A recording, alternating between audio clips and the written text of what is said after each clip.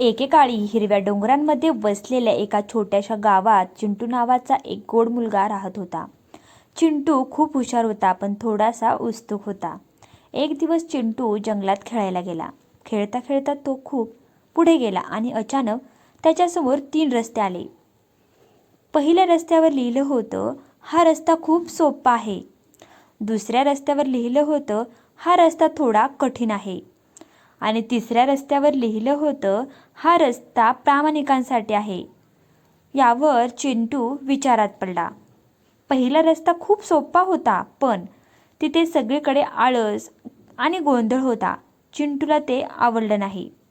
दुसरा रस्ता खडतर होता, पण तिथे सगळे भांडत होते. चिंटू घाबरला. मग चिंटू तिसऱ्या रस्त्यावर गेला. तो रस्ता खूप शांत होता, सुंदर होता आणि तिथे एक आजोबा बसलेले होते. आजोबांनी हसून विचारलं, बाळा, तू इथे का आलास? चिंटूने खरं सांगितलं. यावर आजोबांना खूप आनंद झाला.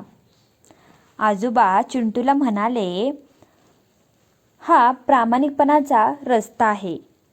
जो खरं बोलतो तोच इथे यशस्वी होतो. आणि क्षणातच काय होतं तर तो रस्ता चमकला आणि चिंटू पुन्हा आपल्या गावात पोहोचला. त्या दिवसापासून चिंटू नेहमी खरं बोलू लागला आणि सगळ्यांचा लाडका बनला. काय तर मग छोट्या मुलांनो, तुम्हाला ही गोष्ट आवडली ना? तर या गोष्टीचा बोध एवढा आहे की नेहमी खरं बोला. प्रामाणिकपणा नेहमी यश देतो.